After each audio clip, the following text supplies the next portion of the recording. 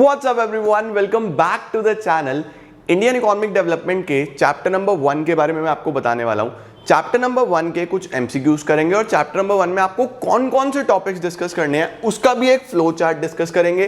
कहां पे कितना कितना पढ़ना है वो सब डिस्कस करेंगे। इतना करने के बाद आपका चैप्टर 1 हो जाएगा खत्म। इंडियन इकोनॉमी में टर्म 1 में 6 चैप्टर्स आ रहे हैं। पहला आज कर लो, दूसरा मैं आने वाले 1-2 दिन में कराऊंगा। ऐसे करते करते तुम्हारे चैप्टर्स कंप्लीट हो जाएंगे। तो चलो फिर जल्दी से लेट्स बिगिन।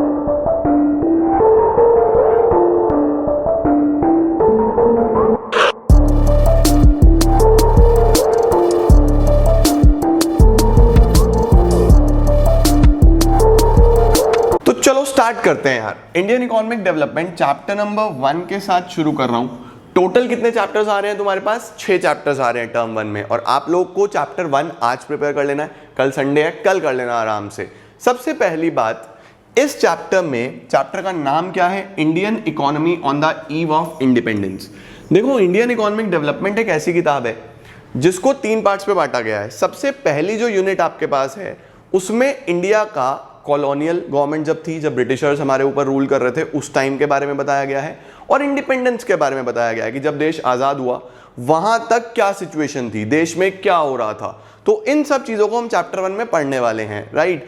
अब इसमें कौन कौन से टॉपिक्स हैं आपके पास? देखो, सबसे पहला टॉपिक हमें जो डिटेल में डिस्कस करना है वो है low level of economic development under colonial rule. Colonial का मतलब क्या होता है? ब्रिटिश रूल की यहां पे बात कर रहे हैं, मतलब वो अंग्रेजों वाला रूल। तो उस टाइम पे क्या हुआ था, क्या सिस्टम था, पहला टॉपिक। दूसरा टॉपिक, अब ये 3 टॉपिक सिमिलर हैं, एक साथ ही पढ़ने हैं आपको इस चैप्टर में भी, अगले चैप्टर में भी और अगले चैप्टर में भी। तीनों चैप्टर्स में सेम टॉपिक्स हैं, तो यहां से बेस बनेगा। सबसे पहला, एग्रीकल्चर सेक्टर का क्या कंडीशन था? भाई भारत तो एग्रीकल्चर बेस्ड कंट्री है, ज्यादातर लोग एग्रीकल्चर पे डिपेंडेंट है।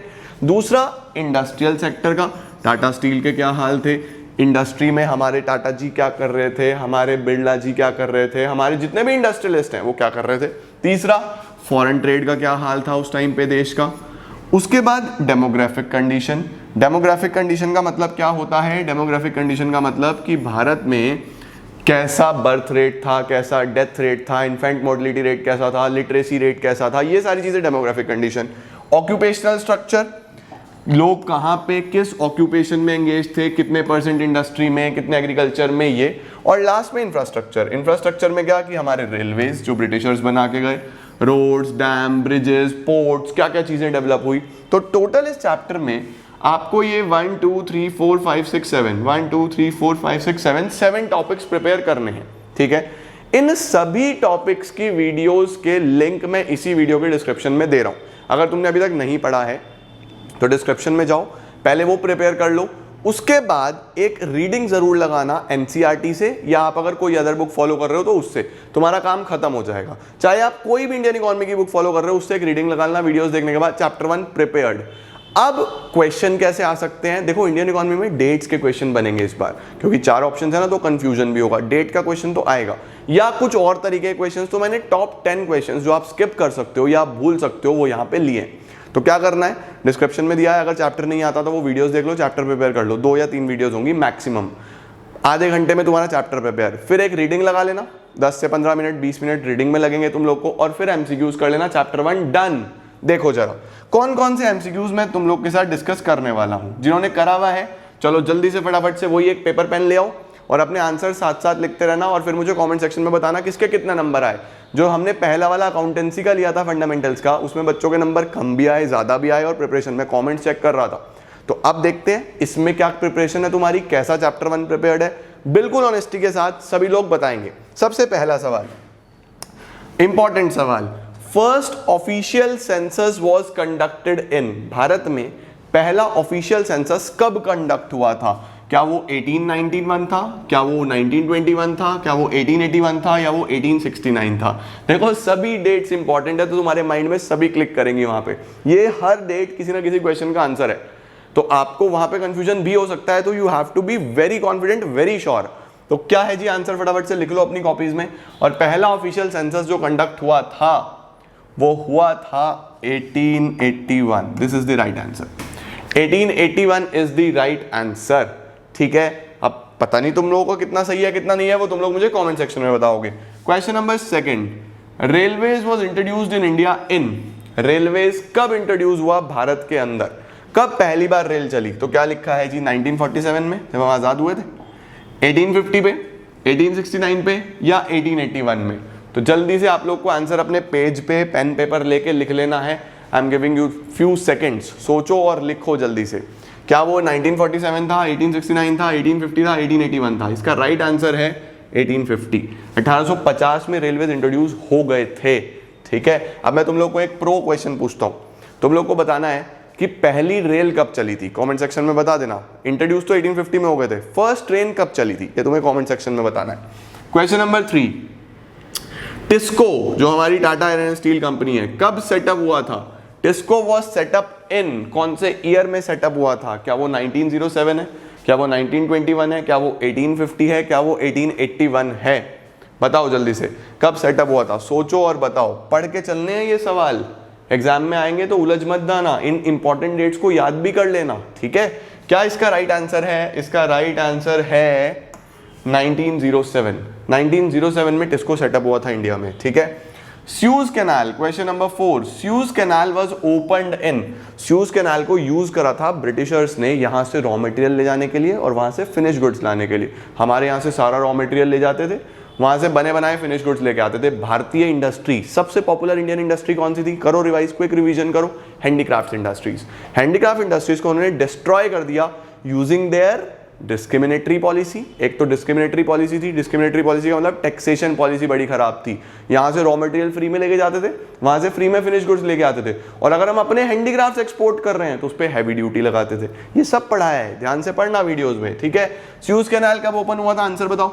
1921, 47, 81, 1869। Right answer is 1869। Question number 5, on the eve of independence infant mortality rate was, important सवाल। इन्फेंट मोर्टिलिटी रेट क्या होता है कि नंबर ऑफ परसेंटेज जिसमें बच्चों की डेथ हो जाती है, नंबर ऑफ चाइल्ड्स जिनकी डेथ हो जाती है बिलो द एज ऑफ 1, 1 साल से पहले पहले जितने बच्चों की डेथ हो जाती है उसको इन्फेंट मोर्टिलिटी रेट बोलते हैं। इन्फेंट मोर्टिलिटी रेट कैसा था इंडिपेंडेंस के टाइम पे? हाई था, मॉडरेट था, लो था, नन ऑफ द अबव? तो इसका आंसर आएगा इट वाज हाई। अगर तुम डेमोग्राफिक प्रोफाइल की बात करो ना तो लगभग सब कुछ हाई था। डेथ रेट भी हाई था, बर्थ रेट भी हाई था, हमारा जो इलिटरेसी रेट है, लिटरेसी मत लिखाना, इलिटरेसी रेट, वो भी हाई था, इन्फेंट मोर्टिलिटी रेट भी हाई था, पॉवर्टी भी हाई थी, सब कुछ बहुत बुरा हालात थे उस टाइम पे। Question number 6, the biggest contribution of British rule to India, Britishers ने इंडिया में क्या क्या कॉन्ट्रीब्यूट करा? नंबर 1 इंडिगो क्या करा था? हाँ बिल्कुल सर। रेलवेज बिल्कुल। मॉनेटरी सिस्टम, मनी का सिस्टम भी ब्रिटिशर्स ने कंट्रीब्यूट करा क्या? बिल्कुल करा। रोड्स भी बिल्कुल। लेकिन सबसे बड़ा कंट्रीब्यूशन क्या था जो हमें आज तक मदद कर रहा है? क्या वो इंडिगो है, क्या वो रेलवेज है, क्या वो मॉनेटरी सिस्टम है, क्या वो रोड्स है? तो इसका राइट आंसर हो सकता है, सोचो, ये क्वेश्चन कंफ्यूज कर सकता है, बताओ जल्दी से, सोचो जल्दी जल्दी से, क्या राइट आंसर होगा? Right answer will be railways. याद रखना, आंसर रेलवेज लगा के आओगे एग्जाम में आप। Question number 7, census operations were carried out after every 5 year, 1 year, 3 year, 10 year। Census operations, वो जो सेंसस पहला ऑफिशियल सेंसस आया था ना, अब ऐसा सेंसस ऑपरेशंस कितने सालों बाद होता है? क्या हर 1 साल बाद, क्या हर 5 साल बाद, हर 3 साल बाद, हर 10 साल बाद? इसका सही आंसर आएगा, लिखो लिखो लिखो, आफ्टर एवरी 10 ईयर्स। इसका सही आंसर आएगा 10 ईयर्स। ठीक है जी। Question number 8, the life expectancy on the eve of independence was, बढ़िया सवाल। ईव ऑफ इंडिपेंडेंस पे हमारी लाइफ एक्सपेक्टेंसी क्या थी? एक इंडिविजुअल लगभग कितने साल जी रहा था? क्या लाइफ एक्सपेक्टेंसी थी? 44 ईयर्स थी, 66 ईयर्स थी, 32 ईयर्स थी या 70 ईयर्स थी? बताओ जल्दी से, क्या थी? सोचो। 44, 66, 32, 70 लिखा। क्या वो 44 थी, 66 थी, 32 थी, 70 थी? The right answer is 44 years. 44 years on the eve of independence. अब एक सवाल और दे रहा हूं, प्रो क्वेश्चन, लिखो जल्दी से, मुझे कमेंट सेक्शन में बताना। एक पहले पूछ चुका हूं, दूसरा आप पूछ रहा हूं। आज की डेट पे लाइफ एक्सपेक्टेंसी कितनी है ये आपको मुझे कमेंट सेक्शन में बताना है। उस टाइम पे कितनी थी? 44 ईयर्स। आज के टाइम पे कितनी थी? मुझे तो पता नहीं है, ये तो आप बताओगे। तो कमेंट सेक्शन में वेट करूंगा आपके आंसर्स की। इसके बाद female literacy rate on the eve of independence was, देखो ओवरऑल लिटरेसी रेट बहुत कम था, लेकिन फीमेल उससे भी कम था, क्योंकि उस टाइम पे जेंडर बाइसनेस चलता था कि मेल बच्चे को पढ़ाना है, फीमेल को कम पढ़ाना है। तो फीमेल लिटरेसी रेट ओवरऑल से तो ऑब्वियसली कम होगा। तो कितना था जी? 15% था, 6% था, 10% था, 12% था, क्या सही आंसर है? Female literacy rate was 6%। ठीक है, next, this year was considered as the most important for India's demographic transition. India की डेमोग्राफिक ट्रांजिशन का सबसे इंपॉर्टेंट ईयर ये माना जाता है। कौन सा? क्या 1947, क्या 1856, क्या 1921, क्या 1948? सोचो, बहुत अच्छा क्वेश्चन है ये भी। कौन सा साल इंडिया की डेमोग्राफिक ट्रांजिशन के लिए, डेमोग्राफिक ट्रांजिशन मतलब वही बर्थ रेट, डेथ रेट, ये सारी चीजें चेंज हो रही हैं, पॉपुलेशन का आन जान चेंज हो रहा है, कम ज्यादा चेंज हो रहा है, कौन सा साल सबसे इंपॉर्टेंट माना गया है? 47, 56, 21 या 1948? इसका सही आंसर है हमारे पास 21। इसी को क्या बोलते हैं हम? Year of great divide. इसी को हम ईयर ऑफ ग्रेट डिवाइड बोलते हैं। तो ये थे हमारे पास 10 गुड क्वेश्चंस जो एग्जामिनेशन में पूछे जाने की प्रोबेबिलिटी काफी हाई रहेगी, तुम्हारे से पूछा जा सकता है। आपको ये 10 तो प्रिपेयर करने ही है, और भी बहुत सारे क्वेश्चंस कराऊंगा बिफोर एग्जामिनेशंस, बट इतना करके एटलीस्ट तुम लोग को आइडिया हुआ होगा। अब छोटा सा होमवर्क दे रहा हूं, वीडियो के डिस्क्रिप्शन में मैं 2-3 वीडियोस के लिंक दे रहा हूं जो इसी चैप्टर की है।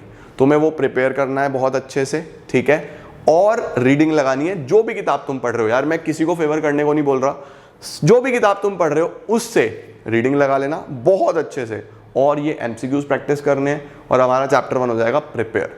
बहुत जल्दी मिलता हूं मैं नए चैप्टर के साथ, दूसरे चैप्टर के साथ। तब तक इसको प्रिपेयर कर लो। स्क्रीनशॉट वगैरह तुम लोगों ने ले ही लिया होगा। कितने टॉपिक्स प्रिपेयर करने हैं आपको इस चैप्टर में? हमारे पास इनिशियल मैंने लिखवा दिए, अपनी कॉपी में लिख लेना और इन सबको टिक लगा लेना। कितने? First, second, third, fourth, fifth, sixth और सेवेंथ। ये टोटल 7 टॉपिक हैं। लो, एक साथ कर दिए। टोटल 7 टॉपिक है जो तुम लोग को इस चैप्टर में प्रिपेयर कर लेने हैं और हो जाने चाहिए कल तक। This is your homework. जब हो जाएगा तो इसी वीडियो को कमेंट सेक्शन में बताना, हमें कल नहीं आता था लेकिन अब हो गया। हो सके तो आज ही कर लेना। बहुत जल्दी मिलते हैं। वीडियो को शेयर जरूर करना, उन बच्चों तक पहुंचा देना जिन्होंने अभी तक पढ़ना शुरू नहीं करा, सो दैट उनकी हेल्प हो पाए। Thank you so much everyone, take care, health is wealth. सीख गया हूं मैं अभी। Thank you.